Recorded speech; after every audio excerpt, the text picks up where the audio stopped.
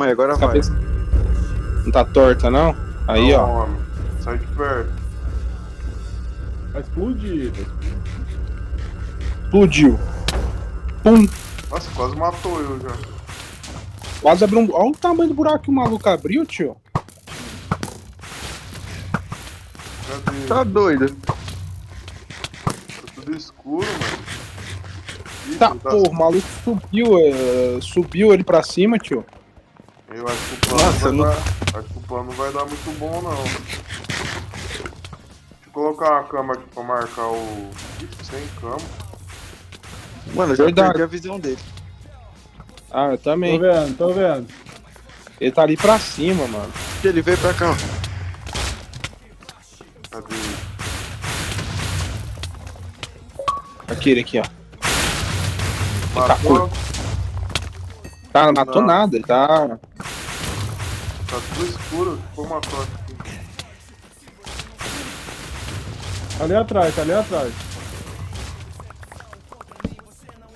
Caraca, ele achou diamante, velho. Ah, o cara é minerador, né, Joe? Cadê o bicho, mano? Aqui em Tá cima. voando ó. ali, Paulo.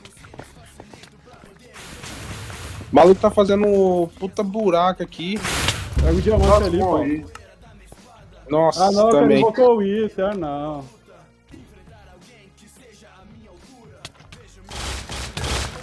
Caralho, o cara tá destruindo. É, filho, o maluco tá destruindo todas as coisas.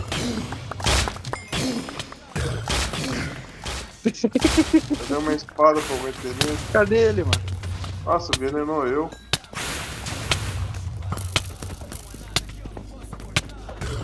Nossa, minhas coisas, mano, minhas coisas. Morri. Ixi, tô tomando dano Vai aqui. destruir o andame, vai destruir o andame. Cadê minhas coisas? Sai daí, pau, cara. Eu tô tentando sair daqui.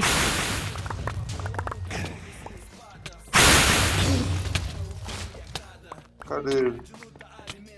Eu vou Cadê ma- minhas coisas, ó? Dá minhas coisas aí. Vou matar ele, eu.